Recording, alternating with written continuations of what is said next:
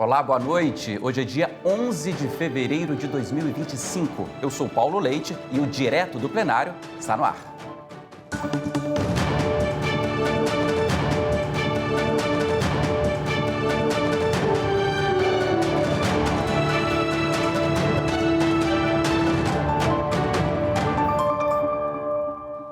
Você acompanha a qualquer momento e ao vivo a sessão de hoje no Tribunal Superior Eleitoral, noite que tem 16 processos na pauta.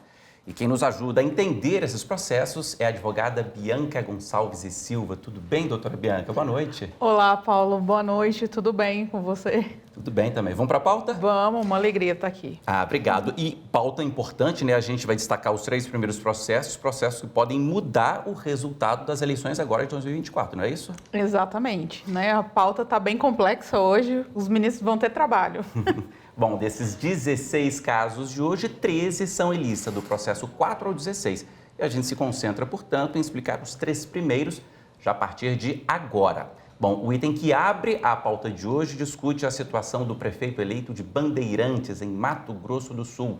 Álvaro Urte, você tem os detalhes aí na tela para acompanhar junto com a gente. Ficou à frente na votação, mas não pôde tomar posse no mês passado. É um caso que envolve inelegibilidade. No TSE, estão frente a frente a coligação Vamos Fazer Muito Mais, de um dos candidatos derrotados na eleição de outubro, e o candidato mais votado, que é justamente o Álvaro Urte.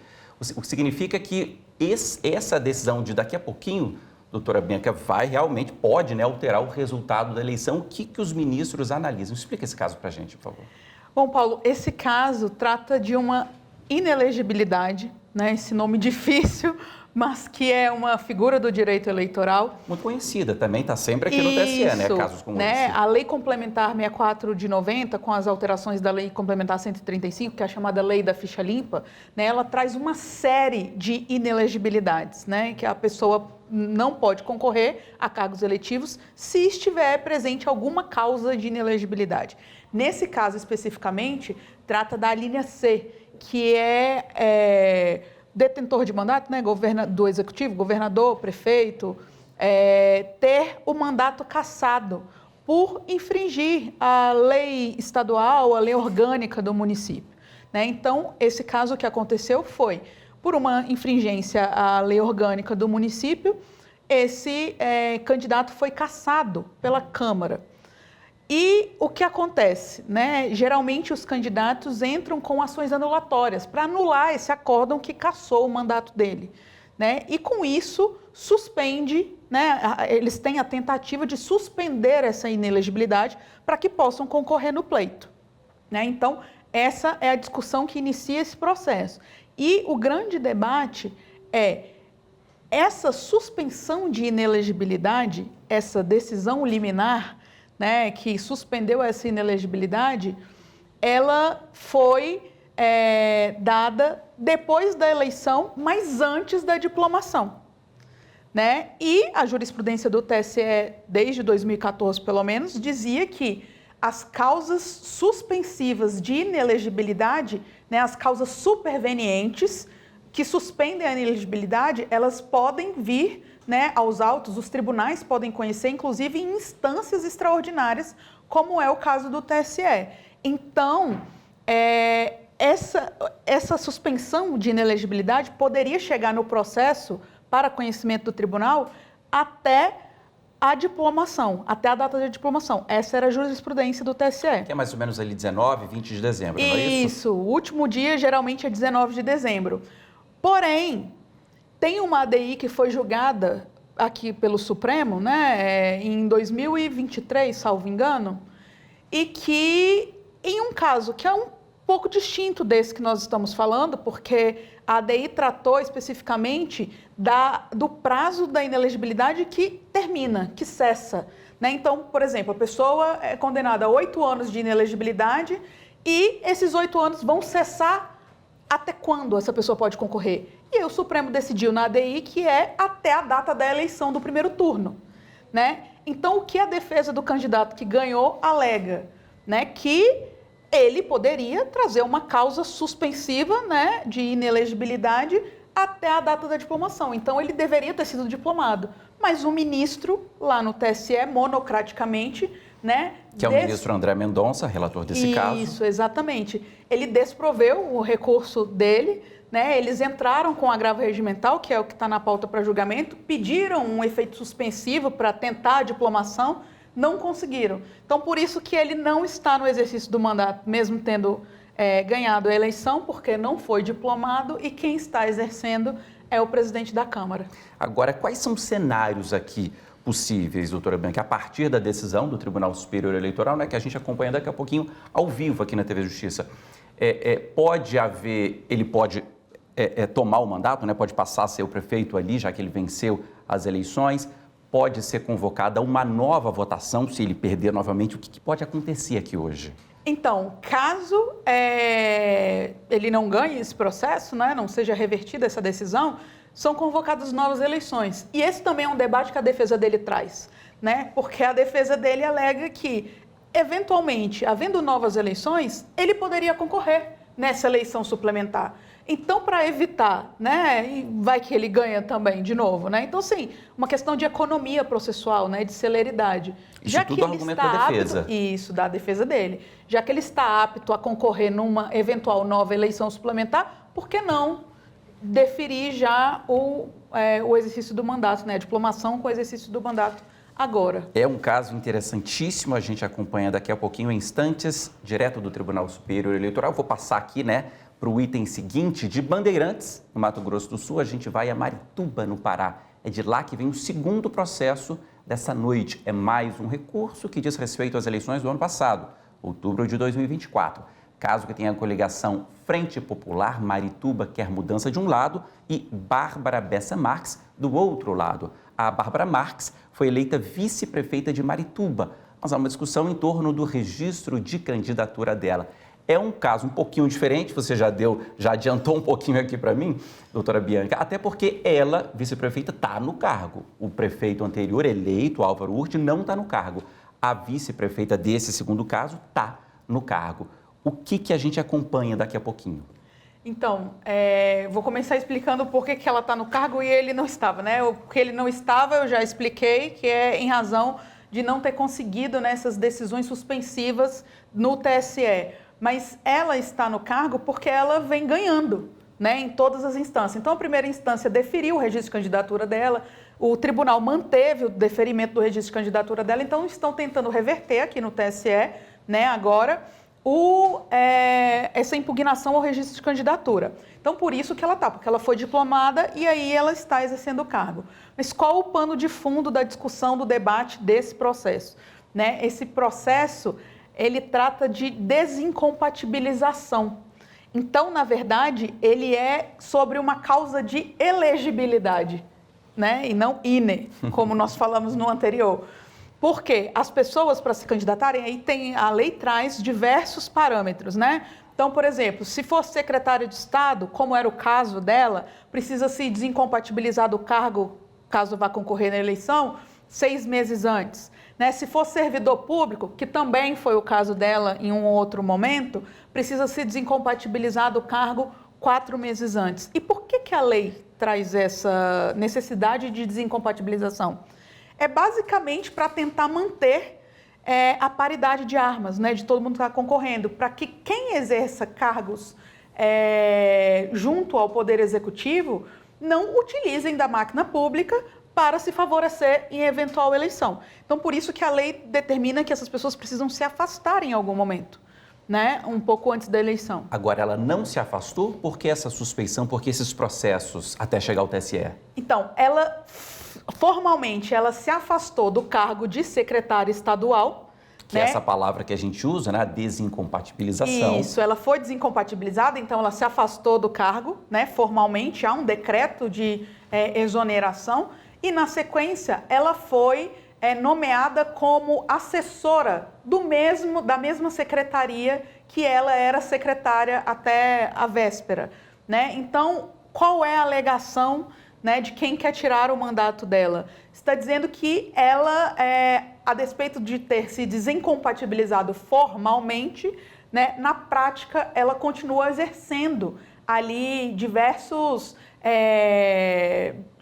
participou de inauguração de eventos, né, na cidade. Então, assim, ela continuou exercendo basicamente uma função de secretária do que ela exercia já normalmente, que ela deveria ter se desincompatibilizado. E no fim das contas, os ministros decidem se ela permanece como está, como vice-prefeita eleita e no cargo, ou se isso muda. Se mudar, é o caso também de novas eleições, ou por ser vice-prefeita isso muda?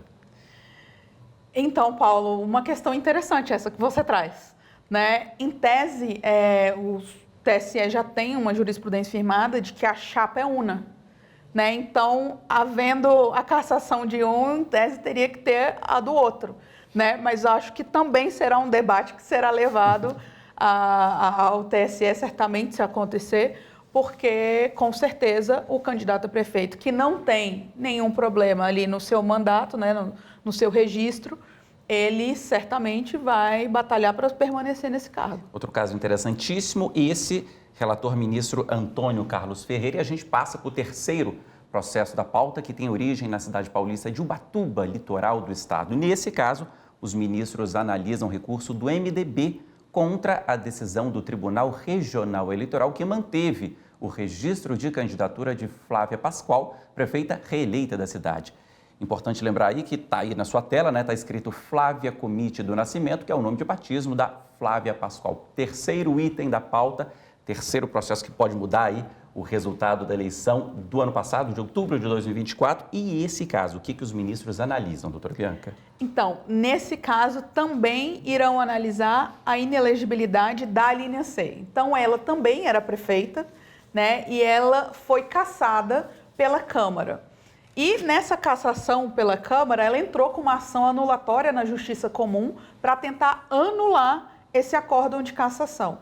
E o que se discute, né, é se o efeito suspensivo que foi dado no processo da ação anulatória na Justiça Comum, se eles deveria durar até o final do julgamento dessa ação anulatória ou se ele se restringe até o final do exercício do mandato dela anterior, que foi 31 de dezembro de 2024. Por quê? Porque no acórdão há uma ressalva de que estava se mantendo, né, o acórdão que cassou o mandato dela, porém ia deixar ela seguir, né, no Executivo Municipal, porque faltariam apenas 12 dias para encerrar o seu mandato e no Executivo Municipal já tinham havido outras sucessões. Então, para evitar a quebra, né, da prestação de serviços essenciais e como faltava pouco tempo,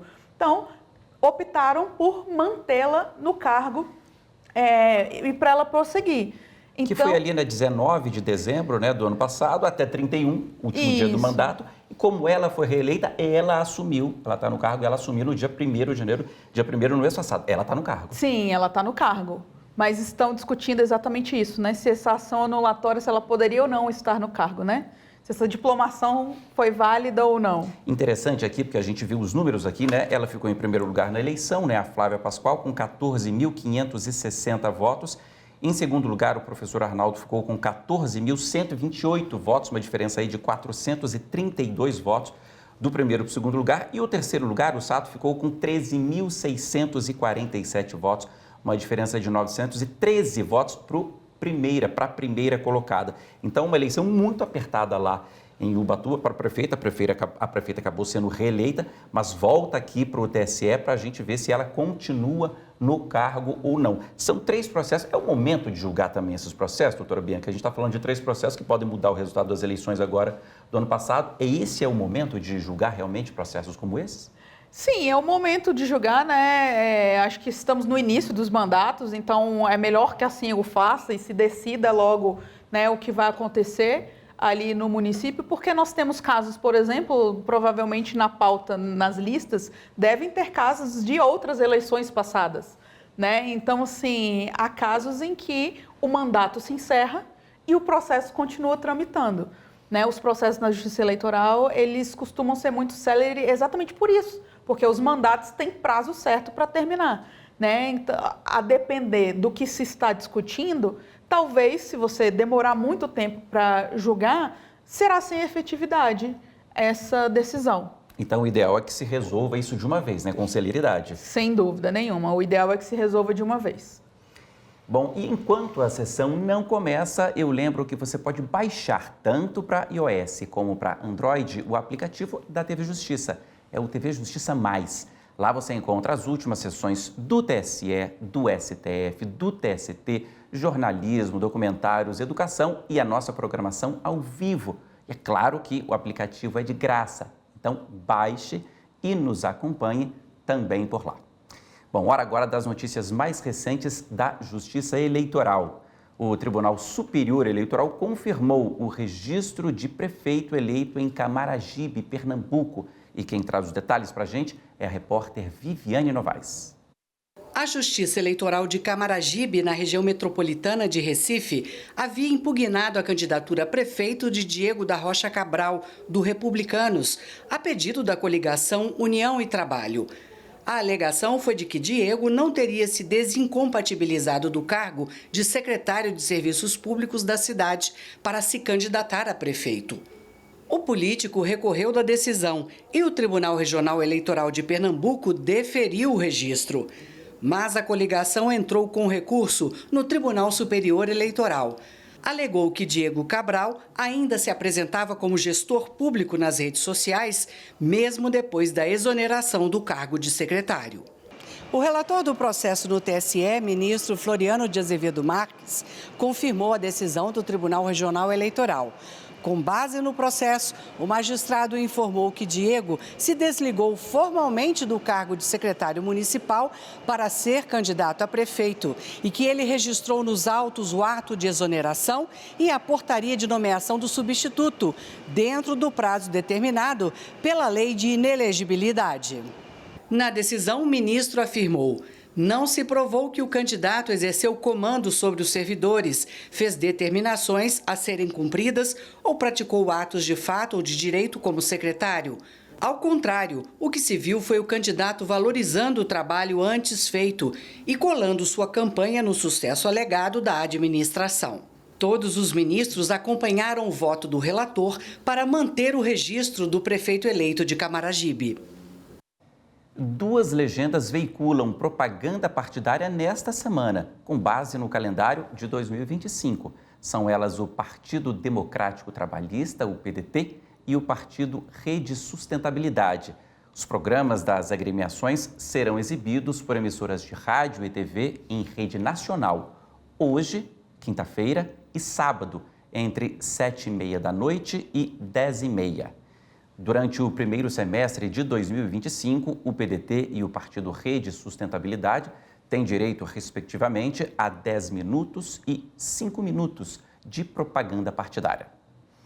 Bom, e o título de eleitor é cancelado se você não votar e não justificar a ausência por 3 eleições seguidas ou ainda não atender a uma convocação da Justiça Eleitoral. E a repórter Mariana Fabre explica que é simples regularizar. Basta consultar e pagar as multas pela internet. O primeiro passo é justamente verificar sua situação eleitoral. Ao acessar o site tse.jus.br, no canto direito da página você encontra a opção Situação Eleitoral. Aí é só informar seu nome, CPF ou título eleitoral e consultar. Se não tiver pendências, tudo certo. Mas, se descobriu que está com alguma multa a pagar, é só escolher a forma de pagamento, que pode ser por Pix, cartão de crédito ou boleto. E olha só, também dá para conferir e pagar pelo aplicativo e-Título, que é gratuito e está disponível para os sistemas iOS e Android. Você vai em Mais opções, ali embaixo, no canto direito da tela inicial. Depois, clique em Pagar multa eleitoral. Se não tiver multa, vai aparecer que a sua situação está regular. Se tiver, o aplicativo vai indicar as mesmas opções de pagamento: boleto, cartão ou Pix. Pronto. Mas se você for do time que prefere o atendimento presencial no cartório eleitoral, não esquece de levar um documento oficial com foto. Lá você vai receber uma guia para pagar a multa. Bom, importante, né? Simples regularizar, fácil, a multa não é cara. E votar é um processo tão importante, né? Fortalece a nossa democracia. E a própria ministra Carmen, na abertura do ano judiciário, semana passada, falou várias vezes em democracia, em voto. É algo simples, né? Às vezes as pessoas vão deixando e perdendo a noção de que é algo tão simples. Realmente votar é muito simples, né? E as pessoas hoje em dia, né, com o aplicativo do e-Título, elas podem fazer várias coisas, como a reportagem mostrou. Né? Podem, inclusive, mudar as sessões eleitorais, zonas eleitorais. Então, eventualmente, né, a pessoa que deixa de votar porque está longe de casa, você pode fazer essa mudança no próprio aplicativo do e-Título. Né? Então, assim, tem uma infinidade de funções que o usuário pode fazer no conforto da sua casa, sem precisar se dirigir, né, a um local físico. Eleitoral, né? Exatamente. E é importante que se esteja em dia com a Justiça Eleitoral, porque a ausência de quitação eleitoral impacta na vida civil. Né? Ela não tem só a ver com o processo de votação, né? Porque muitas vezes as pessoas ficam insatisfeitas com as possibilidades que tem de votação ali no município, no país, enfim, e não vão votar como se fosse, entre aspas, um protesto. Né? Mas a pessoa deixando de votar, como a reportagem mostrou, durante 3 períodos, né, 3 vezes, ela perde a quitação eleitoral. E sem quitação eleitoral, ela não pode, por exemplo, fazer matrícula em universidades públicas. Não pode, por exemplo, tomar posse em concursos públicos ou cargos públicos. Né? Não pode emitir passaporte, por exemplo. Então, sim, vários atos da vida civil são impactados pela ausência da quitação eleitoral. Então, é importante que, para além de você exercer a democracia, porque se você não escolhe, alguém vai lá escolher por você, né? Porque o seu voto faz a diferença, você está ali contribuindo, né, com o resultado da eleição. Para além de contribuir com isso, você também precisa se manter em dia para não ter problemas futuros quando eventualmente passar em um concurso, né? Estamos aí com CNU, um monte de gente fazendo concurso, de repente é bom dar uma verificada aí para não ter surpresa na hora da posse. Às vezes a pessoa não tem também a noção disso, né? Que há consequências de uma atitude que é muito rápida, é muito simples de ficar em dia. A pessoa pode ter consequências que ela às vezes não sabia ou não esperava por uma atitude que acho que não vale a pena, né? A quitação é simples, é barata. Sim, é simples, é barato e é super rápido. Então, você que está nos assistindo, consulte, baixe o e-Título, já consulte a sua situação e, eventualmente, se tiver algum problema, dá tempo de regularizar e você ficar em dia com a Justiça Eleitoral. Vamos continuar aqui com as nossas reportagens, porque uma novidade tecnológica vai ampliar o acesso ao Museu do Voto no Tribunal Superior Eleitoral. Estevão Furtado. Óculos inteligentes que são capazes de ler textos, identificar rostos e ainda descrever imagens para quem é cego, tem baixa visão, dislexia ou não sabe ler. Esse monstrinho tecnológico agora faz parte do TSE. Os óculos têm vários recursos inovadores: leitura de texto em 3 idiomas, português, inglês e espanhol, reconhecimento facial, identificação de imagens e leitura de código de barras. E tudo isso sem precisar de conexão com a internet, mas com auxílio de inteligência artificial. Os óculos vão ficar aqui na biblioteca do TSE disponíveis para as visitas guiadas ao Museu do Voto. E quem estiver com ele vai conseguir ver de uma maneira única a história da Justiça Eleitoral. Incrível, né? Curtiu o vídeo? Já sabe, né? Curte e compartilha. Vem nos visitar! Bom, a gente falou há pouco, né, do aplicativo TV Justiça Mais e fala de novo sobre ele, porque por ele você tem acesso à nossa programação de qualquer celular e pode assistir às sessões ao vivo. O aplicativo é de graça e permite fazer buscas no acervo de programas que já foram ao ar. No ícone dos grandes julgamentos, você encontra casos históricos como a criminalização da homofobia de 2019 e assiste ao vídeo da sessão. É possível fazer busca por outros temas: assédio judicial contra jornalistas, direito ao esquecimento, porte da maconha para uso pessoal, tese definida em julgamento no ano passado. Se quiser rever as sessões da última semana, é só buscar nos tribunais superiores. Tem os vídeos do STF, do Tribunal Superior Eleitoral e do Tribunal Superior do Trabalho. Durante a transmissão ao vivo da sessão do plenário, se você não ouviu o voto inteiro ou precisa escutar de novo, é só voltar um pouquinho e recuperar o conteúdo. Os programas, documentários e as aulas da TV e Rádio Justiça também estão disponíveis. O TV Justiça Mais é coordenado pelo Supremo Tribunal Federal e operado pela TV Justiça.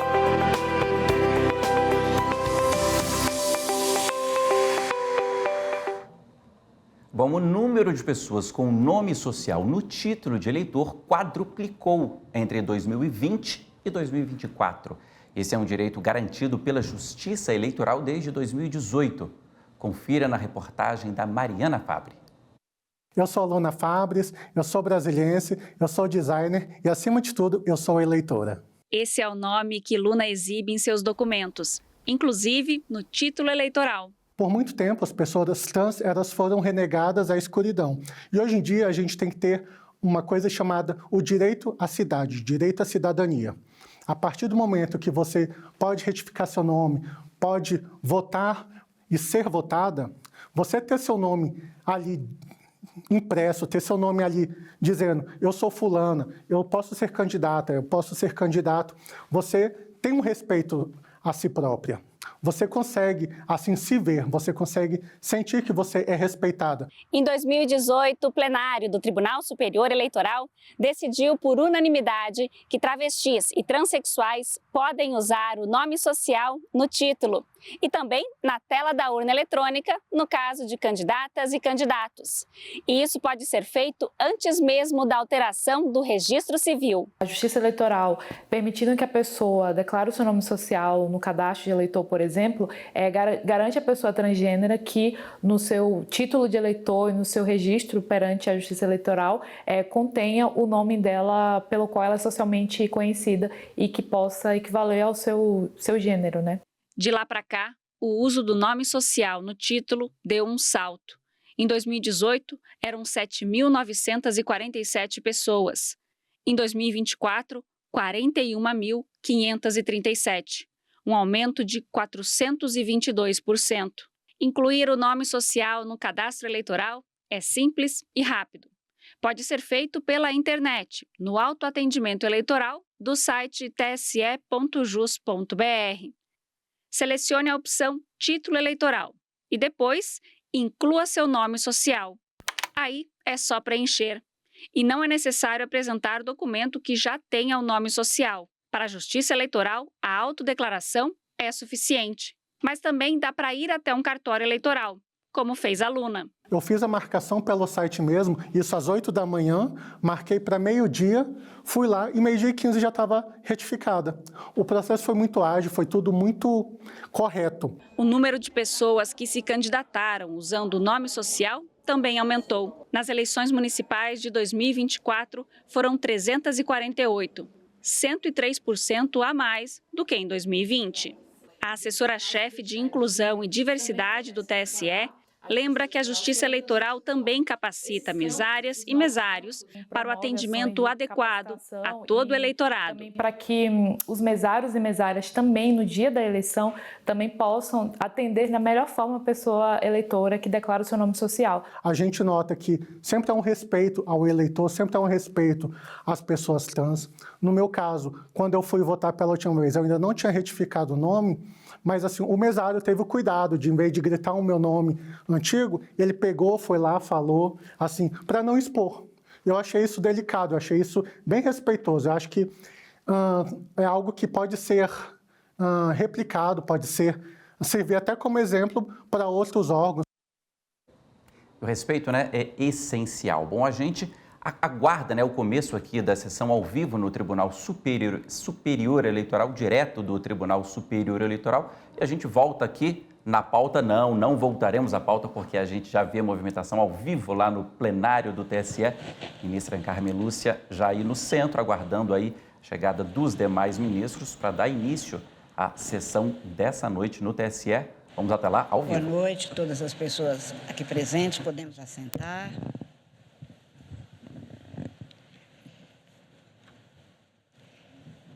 Declaro aberta a sessão desta terça-feira, 11 de fevereiro de 2025 do Tribunal Superior Eleitoral. Cumprimento os senhores integrantes deste tribunal, senhor vice-presidente Cássio Nunes Marques, senhor ministro André Mendonça, senhora ministra Corregedora-Geral da Justiça Eleitoral, Isabel Galotti, ministro Antônio Carlos Ferreira, ministro Floriano de Azevedo Marques, que hoje participa por videoconferência, senhor ministro Ramos Tavares, senhor vice-procurador-geral eleitoral, doutor Alexandre Espinosa, cumprimento os senhores advogados, as senhoras substitutas como ministras, doutora Edilene Lobo e Vera Lúcia Santana Araújo, cumprimento os servidores, todos que nos acompanham, e informo que, não havendo sessão administrativa, dou início à sessão jurisdicional, cumprimentando o senhor secretário, a quem solicito que proceda a leitura da ata da sessão anterior. Ata da sessão ordinária jurisdicional do Tribunal Superior Eleitoral, realizada em 6 de fevereiro de 2025. Presidência da senhora ministra Carmen Lúcia, presentes à sessão, os senhores ministros Nunes Marques, André Mendonça, Isabel Galotti, Antônio Carlos Ferreira, Floriano de Azevedo Marques e André Ramos Tavares. Vice-procurador-geral eleitoral, doutor Alexandre Espinosa Bravo Barbosa. Às 10 horas e 26 minutos foi aberta a sessão, sendo lida e aprovada a ata da sessão anterior. Foram julgados 10 processos e a sessão foi encerrada às 10 horas e 41 minutos. Indago dos senhores ministros se há alguma observação, anotação ou retificação a fazer na ata. Não havendo, declaro-a aprovada. Apregou para julgamento o primeiro item da pauta, que é o agravo regimental no recurso especial eleitoral número 0600-224-02, procedente de Bandeirantes, Mato Grosso do Sul, sendo relatado pelo eminente ministro André Mendonça. É agravante Álvaro Nacli Urt e agravados coligação Vamos Fazer Muito Mais e o Ministério Público Eleitoral. Este é um agravo interposto contra a decisão pela qual foi reformado o acórdão do Tribunal Regional Eleitoral para indeferir o requerimento de registro de candidatura ao cargo de prefeito nas eleições de 2024. Tem a palavra o eminente ministro relator André Mendonça. Agradeço, senhora presidente, a quem saúdo os eminentes ministros, vice-procurador-geral eleitoral, senhores advogados, advogadas aqui presentes, servidores. Senhora presidente e eminentes ministros, eu farei um resumo do meu voto esse que já foi disponibilizado a vossas excelências. Nesse sentido, nós estamos discutindo o agravo regimental no recurso especial eleitoral, que é objeto de uma inicial impugnação do requerimento de registro de candidatura do senhor Álvaro Nacli Urt para o cargo de prefeito do município de Bandeirantes, no Mato Grosso do Sul. O Ministério Público Eleitoral daquele estado impugnou o pedido de registro ao fundamento de que, em 29 de setembro de 2020, já quase no final do seu mandato de prefeito, para o qual havia sido eleito em 2016, o senhor Álvaro Urt foi cassado pelo Decreto Legislativo 45/2020 da Câmara de Vereadores de Bandeirantes, por infringência a diversos dispositivos da lei orgânica daquele município e do Decreto-Lei 201 de 67. A mesma impugnação fora feita também pela coligação Vamos Fazer Muito Mais. Vale lembrar que o artigo 1º, inciso 1, a linha C da Lei Complementar 64 de 90, estabelece a inelegibilidade do prefeito que perder o seu cargo eletivo por infringência a dispositivo da Constituição Estadual, da Lei Orgânica do município, para as eleições que se realizarem durante o período remanescente e nos 8 anos subsequentes ao término do mandato para o qual tenha sido eleito. O Juízo Eleitoral de Bandeirantes julgou improcedentes as impugnações, com base em decisão do Tribunal de Justiça do Mato Grosso do Sul, decisão essa que fora proferida pelo relator da apelação civil, eu digo aqui o número, que em sede de tutela de urgência suspendeu os efeitos da inelegibilidade de Álvaro Urte. Importante registrar que o candidato propôs uma ação declaratória de elegibilidade, isto é, a decisão precária obtida no âmbito do TJ do Mato Grosso do Sul não tratou de suspender ou de anular os efeitos do Decreto Legislativo 45/2020, que havia cassado o prefeito, mas sim de reconhecer que, a despeito do que consta no artigo 1º1c da Lei Complementar 64 de 90, Álvaro Urte estaria elegível. O Tribunal Regional Eleitoral do Mato Grosso do Sul manteve a improcedência das impugnações, fazendo menção à súmula 41 do TSE, segundo a qual, abro aspas, não cabe à Justiça Eleitoral decidir sobre o acerto ou desacerto de decisões proferidas por outros órgãos do Judiciário ou dos tribunais de contas que configurem causa de inelegibilidade. Pois bem, dei provimento aos recursos especiais eleitorais interpostos pelo Ministério Público Eleitoral e pela coligação Vamos Fazer Muito Mais. Ressaltei que a decisão judicial que havia embasado o deferimento do registro de candidatura não tratou de suspensão ou anulação por parte da Justiça Comum da deliberação da Câmara Municipal.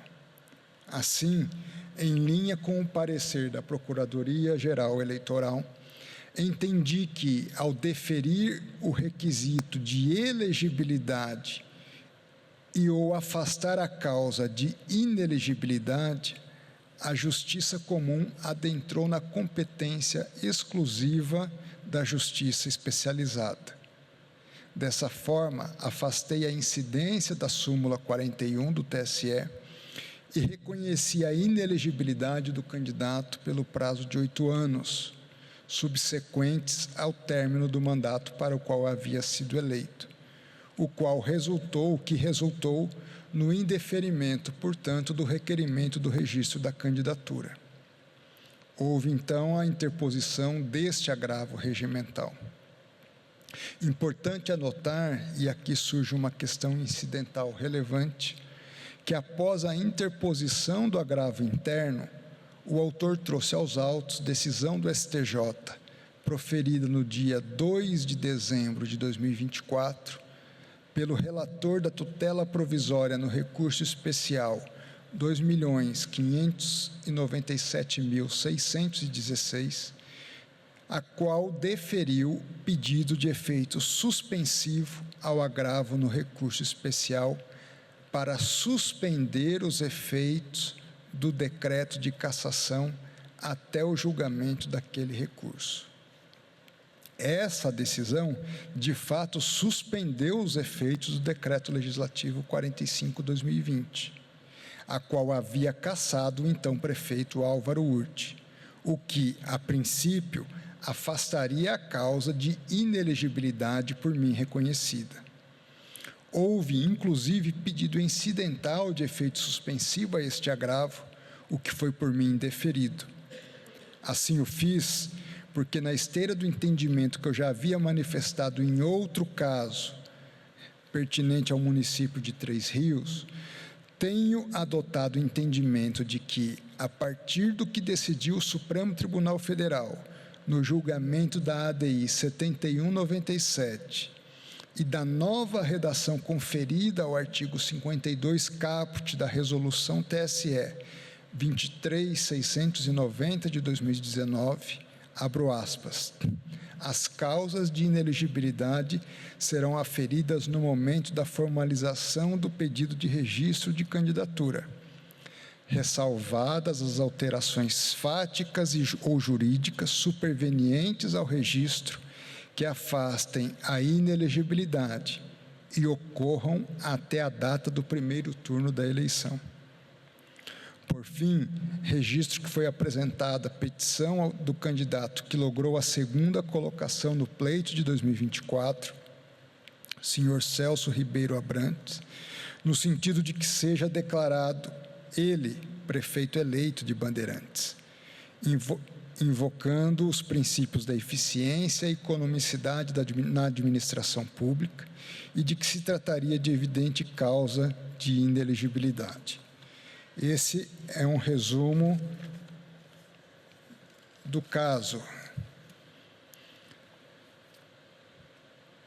Dito isso, conforme voto já compartilhado com os eminentes pares, proponho o indeferimento do pedido formulado pelo segundo colocado nas eleições de 2024, por entender que, uma vez indeferido o registro da candidatura do candidato eleito em pleito majoritário, deve ser realizada uma nova eleição, independente do número de votos anulados. Cito, nesse sentido, precedente do Supremo Tribunal Federal no recurso extraordinário 1096029, relatado pelo ministro Dias Toffoli, publicado o julgamento no dia 18 de maio de 2020, referente ao tema 986 da repercussão geral. Ainda, em sede incidental, estou reafirmando que o marco temporal para o conhecimento das medidas liminares, ou mesmo definitivas, que possam ter reflexo na capacidade passiva do candidato, capacidade eleitoral passiva dos candidatos, é a data da eleição, ou do seu primeiro turno, quando é o caso. Para tanto, sublinho uma vez mais, primeiro, o quanto decidido pelo Supremo na ADI 7197, que, como se sabe, tem efeitos vinculantes em relação aos demais órgãos do Poder Judiciário. 2.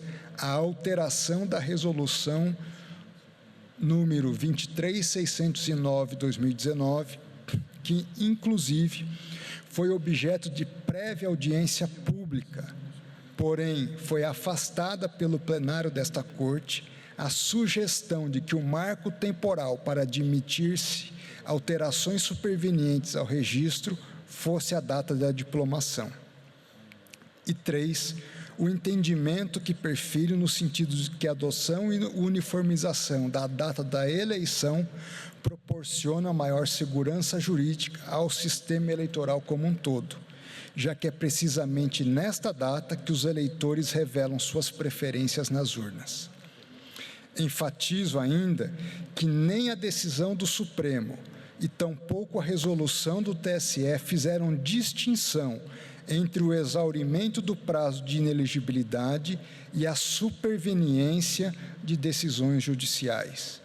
Portanto, a despeito de ter havido decisão do STJ suspendendo os efeitos do decreto que cassou o candidato Álvaro Urti, por essa decisão ter sido prolatada após o primeiro turno das eleições de 2024, considero-a inapta para afastar a causa de inelegibilidade antes reconhecida. Quanto ao mérito do agravo, proponho a manutenção da decisão agravada por compreender que a ação, abro aspas, declaratória de elegibilidade, além de ser uma ação atípica, foi proferida nela uma decisão liminar que acabou por acarretar uma usurpação da competência da própria Justiça Eleitoral de reconhecer se é elegível ou é inelegível. Logo, não havendo decisão judicial que surgida até o marco temporal fixado, seja pelo Supremo, seja pelo TSE, qual seja a data da eleição, tenha suspendido ou anulado a eficácia do decreto que cassou o ora agravante, deve ser indeferido o requerimento de registro de candidatura para as eleições de 2024, por não dispor o candidato de capacidade eleitoral passiva, nos termos do artigo 1º, inciso 1, alínea C da Lei Complementar 64 de 90.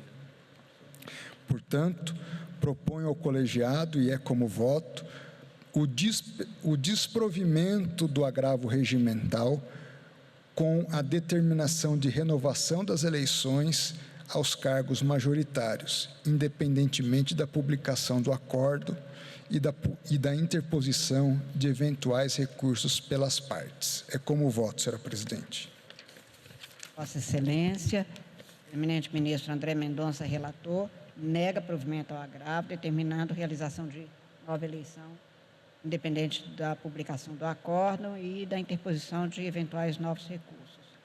Ministro Cássio Nunes Marques antecipa o pedido de vista. Eu indago dos senhores ministros se aguardam. Portanto, proclamo o resultado até o momento. O ministro relator negou provimento ao agravo, determinação de realização de nova eleição, independente da publicação do acordo, antecipou o pedido de vista.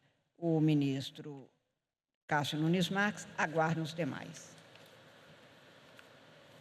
Apregou para continuidade de julgamento o recurso especial eleitoral número 0600-347-08, procedente de Marituba, Pará, relatado pelo eminente ministro Antônio Carlos Ferreira.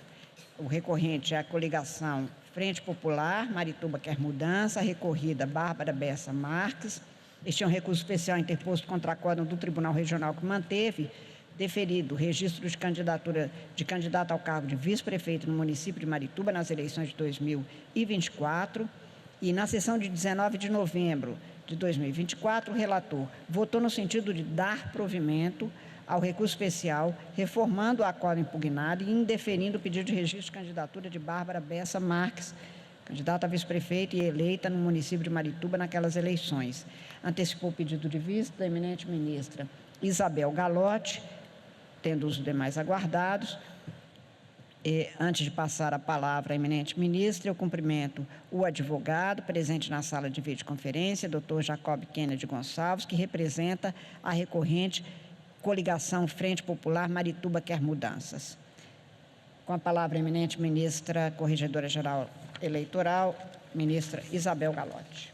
Boa noite, ministra presidente. Na pessoa de quem cumprimento todos os participantes da presente sessão, especialmente o advogado do recorrente participando por vídeo. Trata-se de recurso especial interposto pela coligação Frente Popular Marituba Quer Mudança contra o acórdão do TRE do Pará, que manteve a improcedência da ação de impugnação de registro de candidatura ajuizada em face de candidata ao cargo de vice-prefeita de Marituba nas eleições de 24, por entender que os elementos probatórios apresentados não comprovaram que a candidata continuou atuando como secretária de administração após sua exoneração.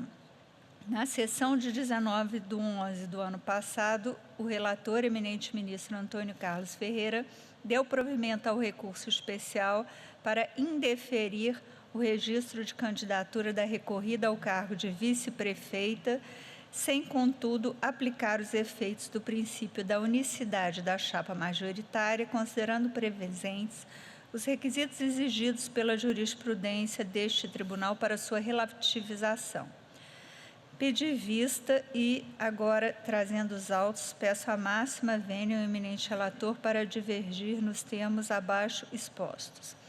O cerne da questão é a alegada ausência de desincompatibilização fática da recorrida, que exercia o cargo de secretária municipal de administração e, posteriormente, foi nomeada assessora especial.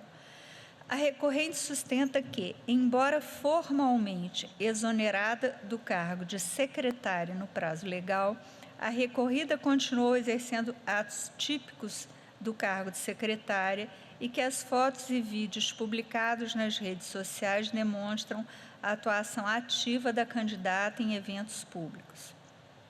Como ressaltado pelo ministro relator, a jurisprudência do TSE é no sentido de que a desincompatibilização de cargos e função pública deve ser formal e de fato. O pressuposto da desincompatibilização de fato tem como premissa o efetivo afastamento do candidato de suas funções para além do desligamento operado no plano formal.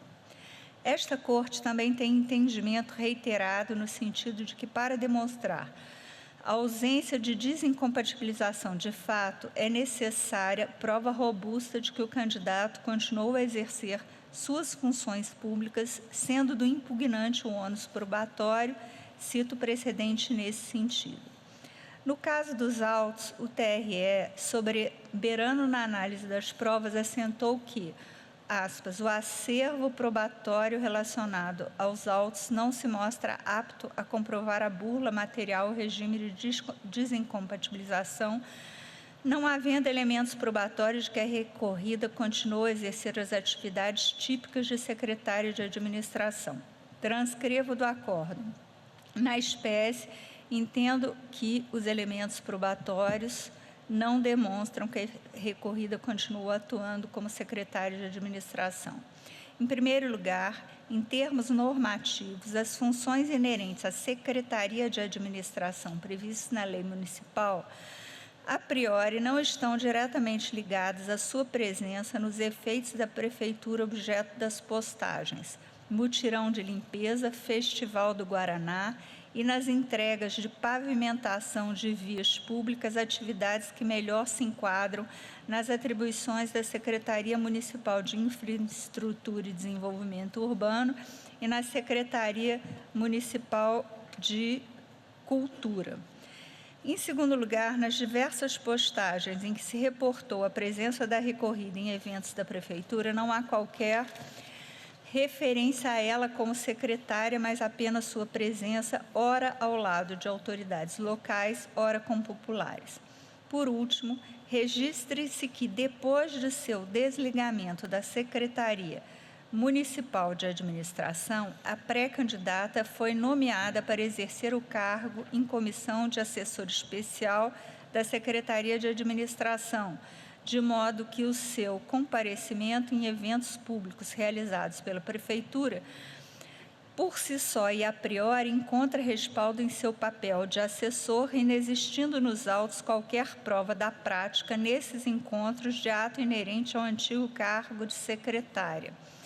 Diante do exposto, forçoso reconhecer que o acervo probatório colacionado nos autos não se mostra apto a comprovar a burla material ao regime da desincompatibilização. E eu explico que, para o cargo de secretário de administração, o prazo de desincompatibilização era maior, salvo engano, 3 meses.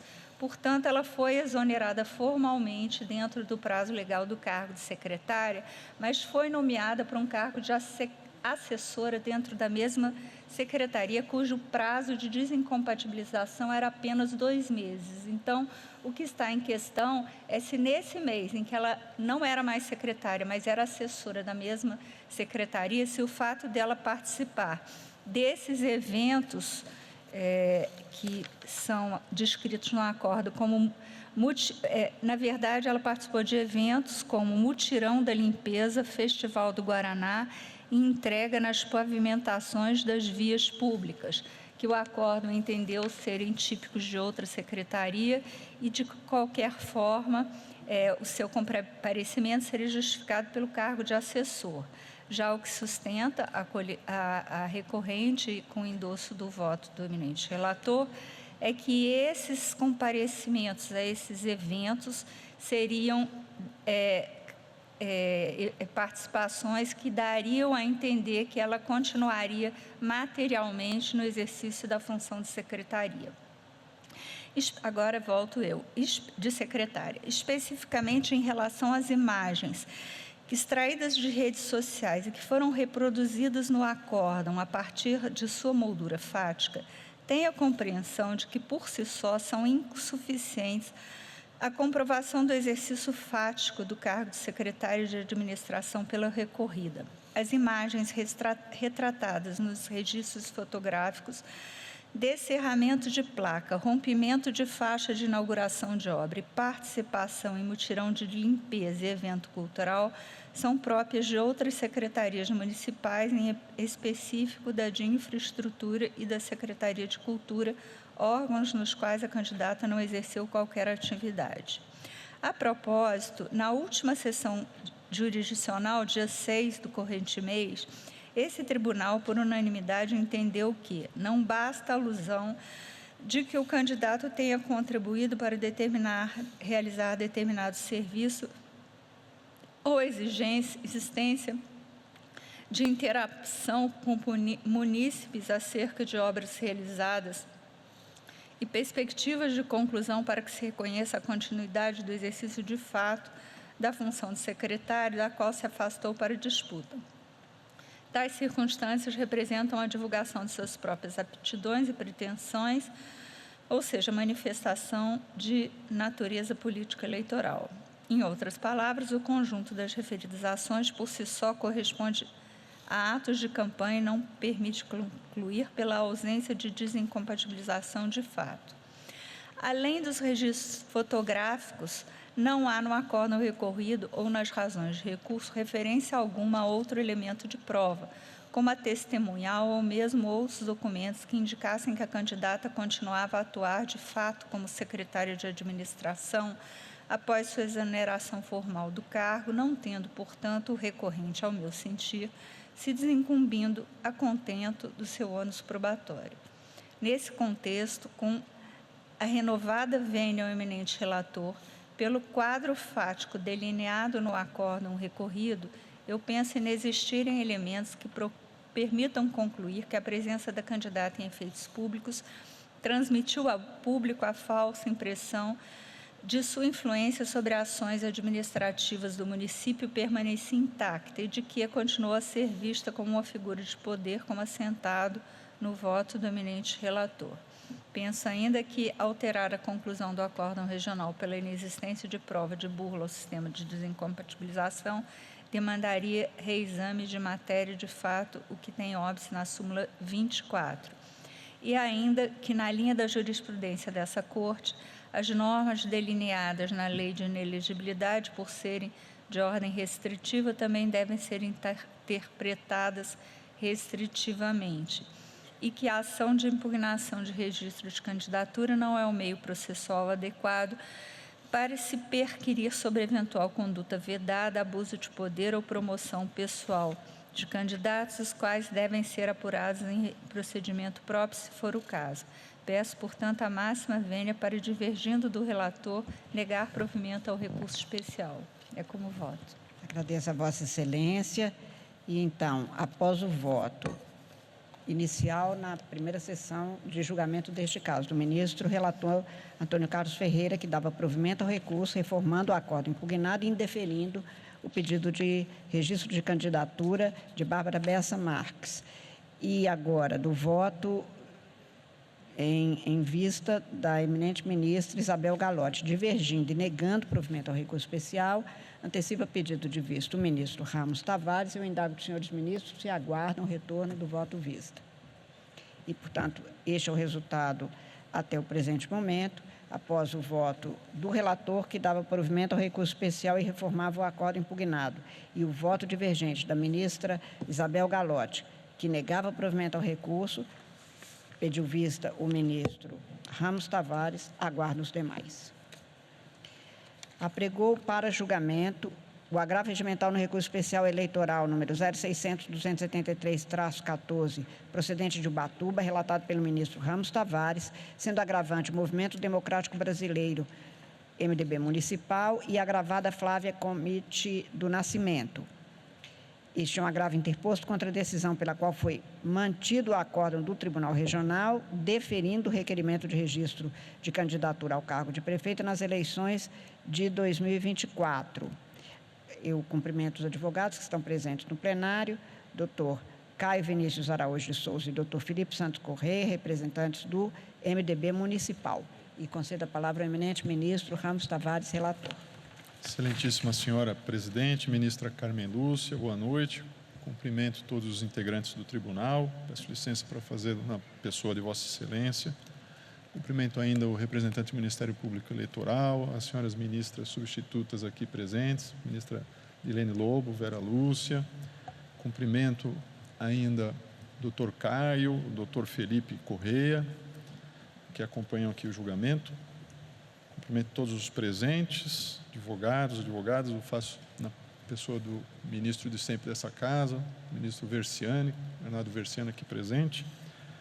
Os servidores, senhora presidente, conforme já anunciado, né, este é um agravo regimental interposto pelo Movimento Democrático Brasileiro contra a decisão monocrática pela qual neguei o seguimento ao recurso especial que foi interposto em desfavor do acórdão do TRE, que confirmou a sentença que julgou improcedentes as ações de impugnação de registro de candidatura e pela qual foi deferido o registro de candidatura de Flávia Comite do Nascimento, candidata eleita ao cargo de prefeito de Ubatuba, São Paulo, nas eleições de 24. Eu vou fazer um resumo, já antecipei o meu voto. Inicialmente, eu observo que é incontroverso que a candidata teve decretada a perda de seu mandato de prefeita de Ubatuba, referente ao exercício de 2021 a 2024, pela Câmara Municipal por violação à lei orgânica do município, nos termos do Decreto Legislativo 1 de 23, circunstância que se enquadra, sim, na causa de inelegibilidade do artigo 1º 1C da Lei Complementar 64, sendo esse o fundamento da impugnação ofertada ao seu registro de candidatura para a disputa de 2024. O que se discute neste processo de registro de candidatura é se existia, ao tempo do pedido de registro e até a data do pleito, como veremos, provimento jurisdicional apto a afastar ou a suspender a inelegibilidade que decorre da cassação do mandato de prefeito por infringência à lei orgânica. Verifico terem sido proferidas, neste caso, 2 decisões judiciais relevantes. Cabe, então, aqui uma análise dessas decisões. Em primeiro lugar, verifico que, em março de 2024, o Tribunal de Justiça de São Paulo profere decisão judicial favorável à candidata nos autos do agravo de instrumento número tal, na qual foi deferida uma tutela antecipada. Essa tutela antecipada foi para suspender os efeitos do decreto legislativo de cassação e determinar ainda a recondução ao cargo de prefeita. Porém, nessa decisão do Tribunal de Justiça havia uma ressalva. A ressalva é que isso deveria ser feito, isso valeria até a decisão final de mérito a ser proferida numa ação anulatória. E essa decisão final de mérito foi proferida efetivamente em maio de 2024. Então, esta já é a segunda decisão. Sobreveio, então, esta sentença, que é uma sentença de mérito, nessa ação anulatória e que foi proferida pelo juiz de primeira instância. Nessa decisão, o juiz julga improcedentes os pedidos formulados na ação. Em outras palavras, foi reconhecida a validade do decreto legislativo de cassação do decreto de 2023, em que foi cassado o mandato da hora agravada. Nessa mesma sentença de mérito, mas agora com fundamento no poder geral de cautela, foi determinada a manutenção da decisão proferida em sede, aquela decisão primeira, em sede do agravo de instrumento no Tribunal de Justiça, cujos efeitos se exauririam na data da decisão da primeira instância, mas em que o magistrado faz, então, tão somente para manter a determinação de recondução da autora ao cargo de prefeita, ou seja, o magistrado de primeira instância mantém parte da decisão que havia sido proferida pelo Tribunal de Justiça em tutela antecipada, mas única e exclusivamente, com base no seu poder geral de cautela, para manter a recondução da autora ao cargo de prefeita, limitando-se essa medida ao período restante do mandato. E aqui eu noto o seguinte: o fundamento dessa terceira decisão, vamos dizer assim, a segunda decisão, mas é uma parte da segunda decisão, foi, insisto, o poder geral de cautela, não foi a nulidade ou a possível nulidade do decreto legislativo, que foi considerado nesse julgamento como válido e eficaz.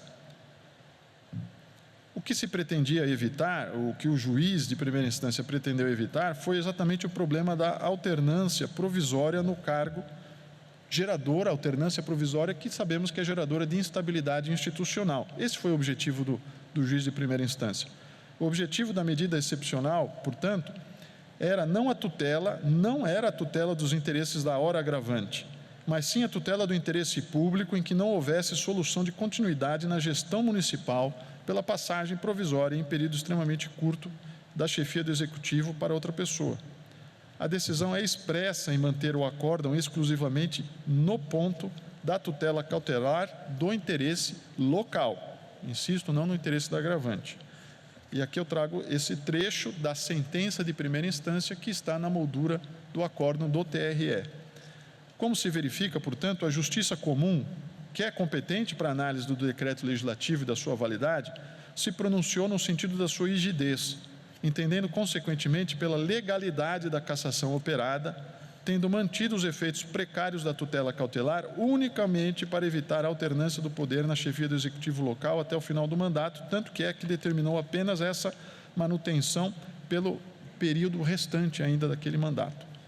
Nesse contexto jurídico, constato que a tutela antecipada deferida pelo TJ em agravo de instrumento foi mantida na sentença proferida na sua anulatória até o trânsito em julgado dos autos para assegurar a manutenção da hora agravada no cargo de chefe do Executivo, única e exclusivamente por entender que essa medida era a que melhor atendia ao interesse público local, já que o mandato estava próximo do fim e uma mudança estava a sinalizar para a ocorrência de dano ao interesse local. Verifica-se, contudo, que não foram afastados, portanto, os demais efeitos inerentes à cassação do mandato, dentre eles, o efeito de ser causa de inelegibilidade, tal como prevista no artigo 1º 1C da Lei Complementar 64, que, aliás, nem sequer foi abordada na sentença da ação anulatória. Pelo contrário, a decisão de primeira instância valida o decreto legislativo e seu conteúdo de maneira que seus efeitos ficaram igualmente validados. Dessa maneira, senhora presidente, entendo que se impõe o indeferimento do registro da candidatura pretendida. Ante o exposto, portanto, dou provimento ao agravo regimental e ao recurso especial para indeferir o requerimento de registro de candidatura de Flávia Comite do Nascimento para concorrer ao cargo de prefeito no pleito de 2024, determinando de imediato a realização de nova eleição para os cargos de prefeito e vice do município de Ubatuba, em São Paulo, independentemente da publicação do acórdão e da interposição de eventuais recursos pelas partes, é como voto.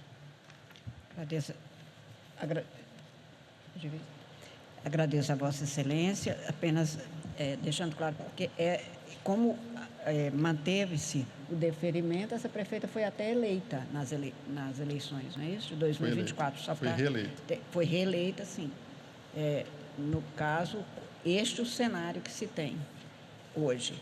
O ministro Cássio Nunes Marques pede vista, aliás, neste caso não é nem antecipação de pedido de vista, e eu proclamo, então, o resultado, que após o voto do ministro relator, pelo qual provia o agravo interno e ao recurso especial para indeferir o requerimento do registro de candidatura de Flávia Comite do Nascimento no cargo de prefeita no pleito de 2024 e determinava a realização de eleições, pediu vista o ministro Cássio Nunes Marques. Indago os senhores ministros se aguardam e, portanto, aguardando os demais. Esta proclamação do resultado.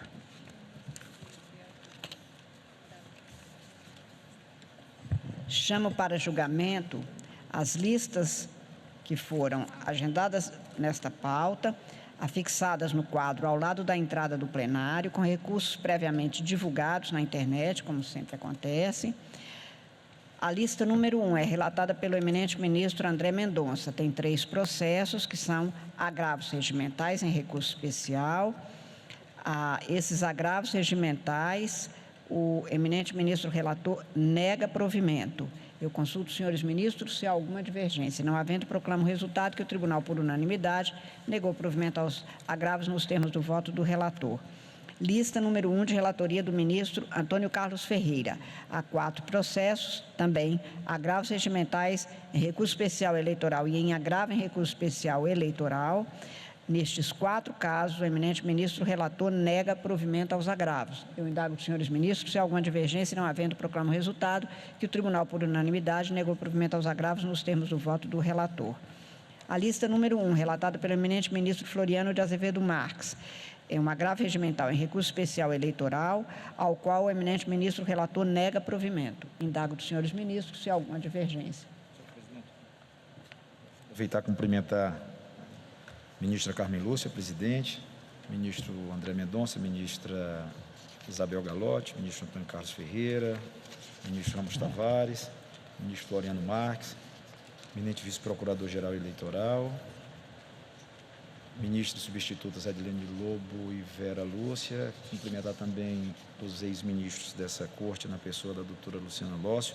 Senhora presidente, item 1 é uma proposta que eu faço para o relator e, eventualmente, se ele não aceitar... Este é um item único, É o item 1 da lista 1, essa do Floriano. É único, né?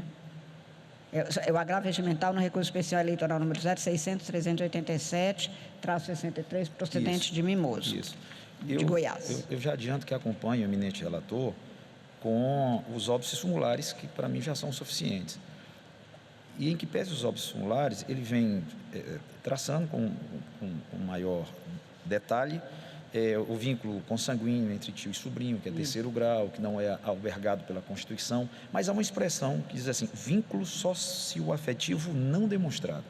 Essa é uma matéria que o TSE ainda não se debruçou. Eu só sugeri que ela fosse suprimida, porque não tem tratamento sumular, nem jurisprudência Exatamente. Consolidada. Eu indago do senhor ministro Floriano se Vossa Excelência subtrairia da parte principalmente dispositiva essa referência. Tem a palavra o ministro relator Floriano de Azevedo Marques. Estamos sem a voz de Vossa Excelência, queremos ouvi-lo. Aí temos agora sim? Sim, agora sim. Excelentíssima senhora presidente, em nome de quem cumprimento os demais senhores ministros, senhor vice-procurador-geral Alexandre Espinosa, senhor secretário João Paulo, eu não tenho óbice nenhum em suprimir, ministro Cássio, apenas essa referência acabou sendo colocada em função da própria vinda já do tema no acórdão de origem, mas não há nenhum problema de suprimi-la, até porque estaríamos aqui definindo uma posição, imagino, de convergência do plenário, sem ter a discussão mais aprofundada, por quanto em lista, a respeito desse tema. Portanto, não altera em nada tanto os óbices sumulares como o fundamento principal do meu voto. Portanto, não tem óbice nenhum em acolher plenamente a sugestão do ministro Cássio.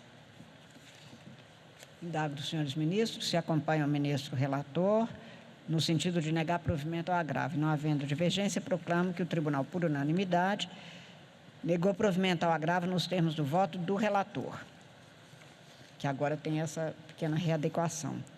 Também de relatoria do eminente ministro Floriano de Azevedo Marques, a lista número 2. Também um agravo regimental no recurso especial eleitoral número 0600-311-47, procedente de União da Vitória, Paraná. Neste caso, o eminente ministro não conhece do agravo. E eu indago dos senhores ministros se há alguma divergência. Não havendo, proclamo o resultado que o tribunal, por unanimidade, não conheceu do agravo nos termos do voto do relator. Lista número 3, também relatada pelo eminente ministro Floriano de Azevedo Marques, apenas um processo, embargo de declaração em agravo regimental em recurso especial eleitoral. O eminente ministro relator rejeita os embargos. Eu indago dos senhores ministros se há alguma divergência não havendo, proclamo o resultado que o tribunal, por unanimidade, rejeitou os embargos nos termos do voto do relator. A lista número 1, de relatoria do eminente ministro Ramos Tavares. São 2 processos nos quais se tem agravos regimentais em recurso especial eleitoral. O ministro relator nega provimento aos agravos. Eu indago dos senhores ministros se há alguma divergência. Não havendo, proclamo o resultado que o tribunal, por unanimidade, negou provimento aos agravos nos termos do voto do relator. Lista número 2, relatada pelo eminente ministro Ramos Tavares, com um processo que são embargos de declaração em recurso especial eleitoral. o eminente ministro relator recebe os embargos de declaração como agravo e a ele nega provimento. Eu indago dos senhores ministros se alguma divergência, não havendo, proclama o resultado que o tribunal, por unanimidade, recebeu os embargos de declaração como agravo e a ele negou provimento nos termos do voto do relator. Indago dos senhores ministros se há alguma matéria urgente ou que precisa de ser trazida em mesa para julgamento. Não havendo nenhum processo mais a ser julgado, nenhuma urgência posta pelos senhores ministros, eu agradeço a participação de todos, desejo a todos uma excelente noite e declaro encerrada a presente sessão.